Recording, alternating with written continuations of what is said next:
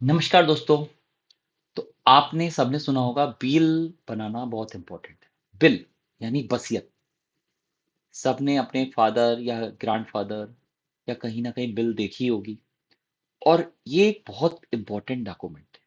तो जी हाँ दोस्तों, आज मैंने पंकज शाह जी जो वो एक बहुत अच्छे सीए हैं, उनसे इंस्पायर होकर एक ये वीडियो बनाने की सोची। उनकी ये प्रेजेंटेशन में मैंने कुछ सेलेक्टेड पोर्शन लिया है और इम्पोर्टेंट ये है कि हम सबको अपनी बिल बनानी चाहिए। हमें बिल के बारे में जो एक्ट एप्लीकेबल है उसको समझना चाहिए और ये भी देखनी चाहिए, अगर मेरी प्रॉपर्टी है, मैं मेल हूं और मैं बिना बिल बनाए चला जाता हूं, इस दुनिया से अलविदा हो जाता हूं, तो उस प्रॉपर्टी का क्या, वो किसको मिलेगी? या कोई लेडी है, लेडी बिना बिल बनाए इंटेस्टेट उसकी डेथ हो जाती है, तो उसको, उसके कौन उस प्रॉपर्टी के वारिस होंगे? एक्चुअली में क्या है, हिंदू सक्सेशन एक्ट है जो हिंदू रिलीजियस के लिए ही बताता है कि इसका जो विभाजन होगा बिल की अब्सेंस में, वो कैसे होगा। अगर आप हिंदू नहीं हैं, मुस्लिम हैं, इस्लाम धर्म फॉलो करते हैं, तो शरीयत लॉ के अकॉर्डिंग वो होगा। ना हिंदू है ना मुस्लिम है, आप ईसाई हैं या सिख हैं या कोई दूसरा है, तो इंडियन सक्सेशन एक्ट के अकॉर्डिंग। तो ये कुछ नॉमिनक्लेचर है, क्या तरीके से वो सक्सेशन होता है। नॉमिनेशन, आपने सबने देखा होगा, बैंक अकाउंट या जो भी इंश्योरेंस पॉलिसी आप बनाते हैं उसमें एक नॉमिनी की डिटेल बनती है। आपको अपना नॉमिनी डालना होता है। जनरली आपने अपनी मदर का नॉमिनी डाला हुआ है, अगर मदर की डेथ हो गई तो जरूरी है आप अपनी वाइफ या आप अपने बेटे का किसी का नॉमिनी जरूर डालिए। उससे क्या होगा, कल को अगर नॉमिनी नहीं है या उस नॉमिनी की डेथ हो चुकी और आपकी अब्सेंस में उसका पैसे को किसको मिलेगा? तो जी हाँ मेरे दोस्तों, आज की डेट में बहुत सारे ऐसे बैंक अकाउंट हैं, लॉकर हैं, कुछ एफडीज हैं, गवर्नमेंट सिक्योरिटी हैं, जहां पर नॉमिनी का भी पता नहीं। जिसने पैसा जमा करा वो बैंक अकाउंट में स्टक है और उसको कोई क्लेम करने वाला भी नहीं। ज्यादातर मुकदमे जो न्यायालयों में आ रहे हैं वो इसलिए आ रहे हैं कि पेरेंट्स बिल नहीं करके गए, और बिल नहीं करके गए तो अब वो संपत्ति किसकी है? संपत्ति चल संपत्ति भी हो सकती है कि गोल्ड है, बैंक बैलेंसेस हैं, या कोई अचल संपत्ति भी हो सकती है, इमूवेबल प्रॉपर्टी है, कोई भी इस तरीके की लैंड या हाउस हो सकता है। तो अगर बिल नहीं बनी तो उसका क्या होगा? गिफ्ट का भी एक सिनेरियो होता है। आप अपने रिलेटिव या किसी अनरिलेटिव को गिफ्ट भी दे सकते हैं। अगर किसी अदर देन रिलेटिव को आप गिफ्ट करते हैं तो सेक्शन 56(2) में नोशनल इनकम मान ली जाती है उस रिसीवर की, और उसकी मार्केट वैल्यू इन काइंड है, तो उसके अकॉर्डिंगली वो टैक्स होती है। तो देखिए, कोई यूनिफॉर्म लॉ नहीं है। हिंदू सक्सेशन एक्ट है, मुस्लिम पर्सनल लॉ है, इंडियन सक्सेशन एक्ट है। हिंदू है तो हिंदू सक्सेशन एक्ट एप्लीकेबल होगा, इस्लामिक है तो मुस्लिम पर्सनल लॉ शरीयत लॉ एप्लीकेबल होगा, और सिख या ईसाई है तो इंडियन सक्सेशन एक्ट एप्लीकेबल होगा। तो किस तरीके से प्रॉपर्टी बटेगी आपकी? आप तो चले गए, आप कोई बिल नहीं छोड़ के गए, तो जी साहब, ये हैं जो मेल हैं, ये अगर कोई प्रॉपर्टी छोड़ के नहीं जाते, मतलब प्रॉपर्टी छोड़ के जाते हैं, कोई बिल नहीं छोड़ के जाते, तो इनकी प्रॉपर्टी इनकी माताजी को, इनकी पत्नी को, इनके बेटे को और बेटी को, चारों को बराबर बराबर हिस्सा मिलेगा। अब क्या कि अगर बेटे की डेथ हो गई तो उनके अब्सेंस में सन वाइफ को मिलेगा।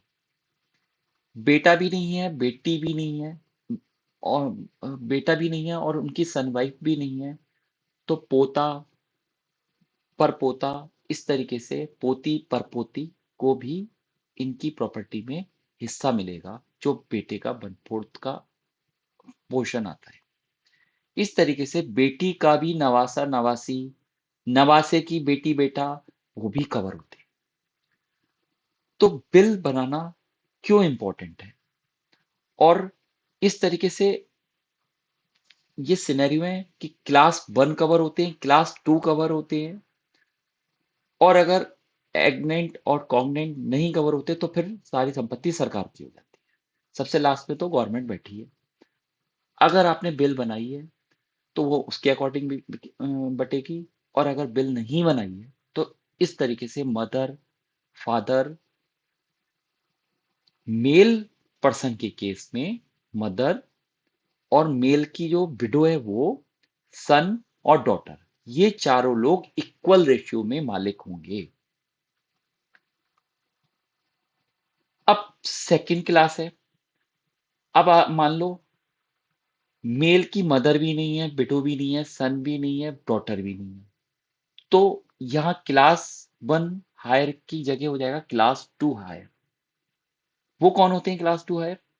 आपके फादर, या आपके सिबलिंग, भाई बहन, या ग्रांड्स पेरेंट्स, पेरेंट्स सिबलिंग, ये कवर होंगे। ठीक है।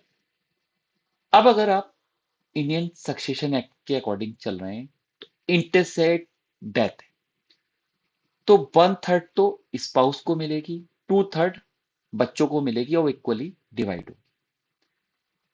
अगर स्पाउस है, कोई चिल्ड्रन नहीं है, तो 1/2 स्पाउस को मिलेगी, 1/2 उस प्रॉपर्टी का पोर्शन पेरेंट्स को मिलेगा। अगर केवल केवल स्पाउस है तो सारा स्टेट आपकी जो होगी वो स्पाउस के नाम में चली जाएगी, और चिल्ड्रन है तो सारी चिल्ड्रन के नाम में चली जाएगी।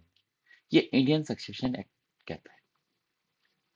अब कोई नाजायज औलाद है, या मतलब कहने का मतलब है कि कोई बेटा है, आपने गोद लिया है, या वो जो है कोई दूसरा है, तो इस तरीके से can illegitimate child inherit from the father? No, Hindu succession act इसको बिल्कुल नहीं मानता, और उसको कोई हिस्सा नहीं मिलेगा। ऐसी इंडियन सक्सेशन एक्ट में भी किसी भी तरीके से कोई हिस्सा नहीं मिलेगा। Can illegitimate child inheritance from mother?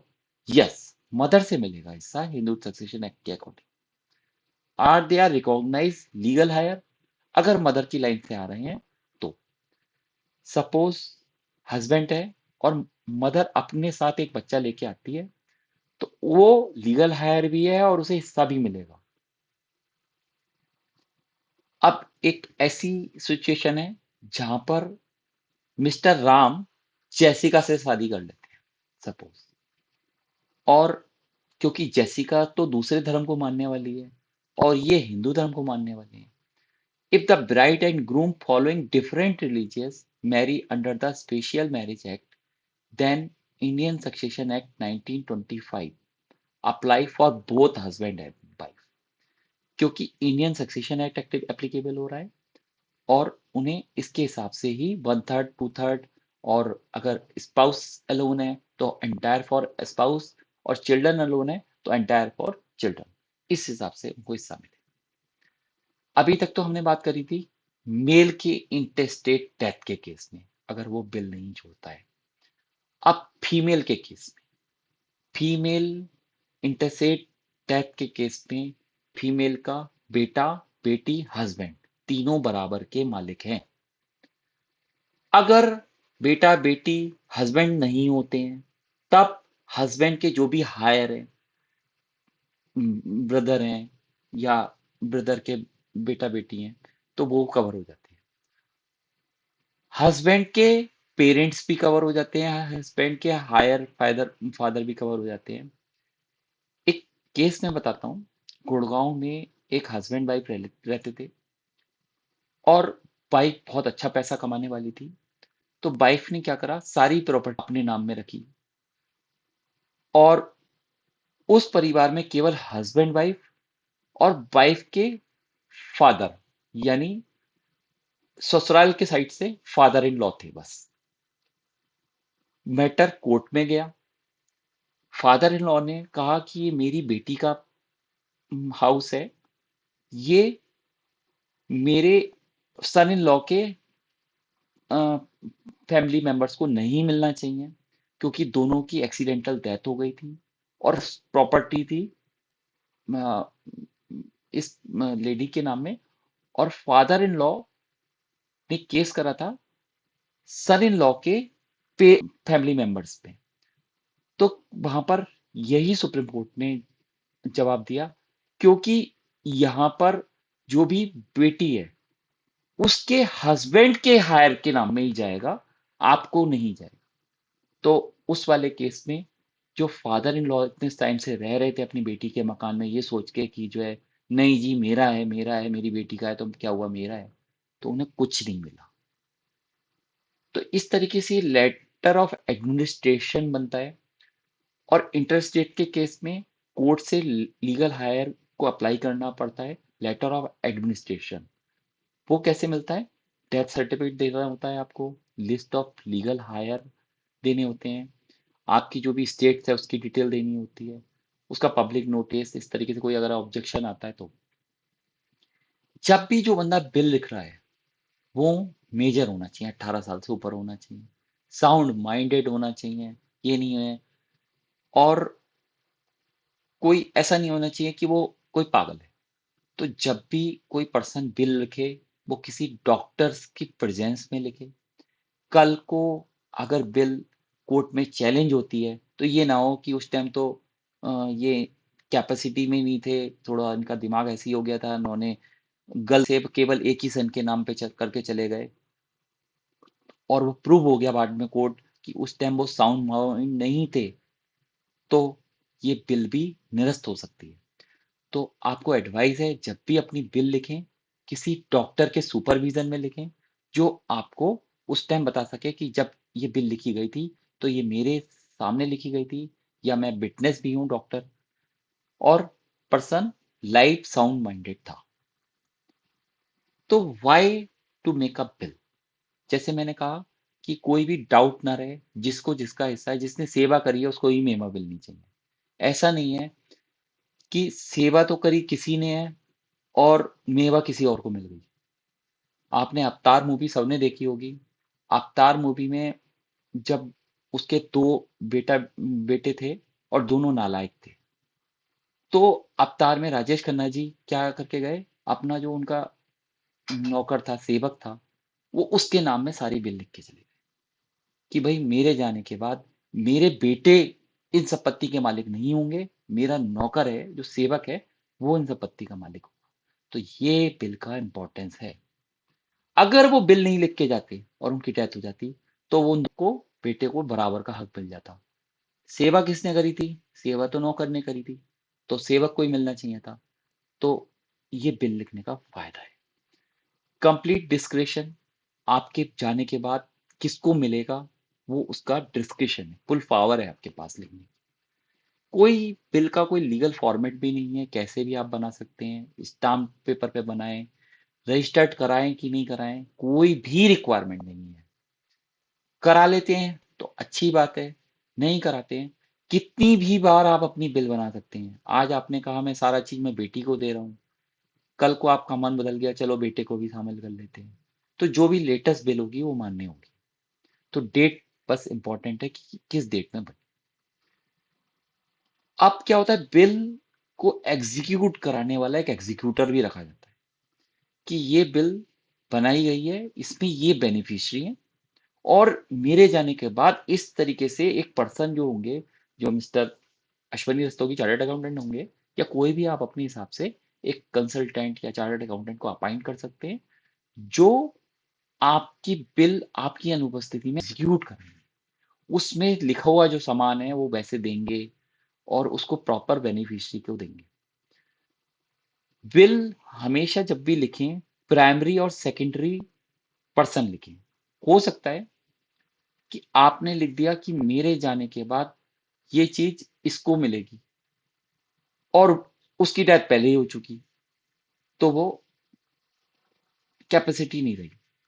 तो प्राइमरी और सेकेंडरी पर्सन भी मेंशन करना चाहिए। विटनेस होने चाहिए, दो गवाह की अनुपस्थिति जरूरी है। अगर वो दो गवाह उपस्थित नहीं है बिल में, तो वो प्रॉपर वो नहीं मानी जाए।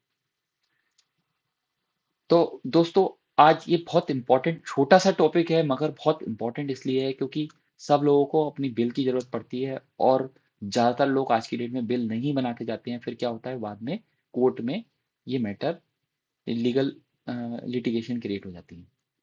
तो हमने केवल इसलिए ये सब चीजें पढ़ी और सेमिनार अटेंड करते हैं कि आप लोगों को एक इससे रिलेटेड जो भी इम्पोर्टेंट है वो सब चीजें बताते रहे। तो बिल बनाने में दोनों चीजें हैं कि अगर हस्बैंड वाइफ बना रहे हैं तो वो एक ज्वाइंट बिल भी बना सकते हैं, उसमें अपनी संपत्ति का सारा डिटेल खोल दें। बिल एनेक्जर फॉर्म में भी बना सकते हैं कि आपको एनेक्जर वन बनाया वो बेटे ए के लिए हो गया, एनेक्जर बी बनाया बेटे बी के लिए हो गया, आपस में दोनों को नहीं पता लग रहा है कि। और बिल कभी भी आप अपनी तिजोरी में या ऐसी जगह ना रख के जाएं जो किसी को आपको जाने के बाद पता ही ना चले कि हमारे पेरेंट्स कोई बिल भी छोड़ के गए। आपने बिल तो बनाई और बैंक के लॉकर में जाके रख दी, ऐसा भी ना करें। बिल बनाएं, बाकायदा सबको बताएं और प्रॉपर रजिस्टर्ड कराएं। रजिस्टर कराने से ये होगा, अगर पता भी नहीं होगी तो रजिस्टर्ड बिल सामने आ सकती है।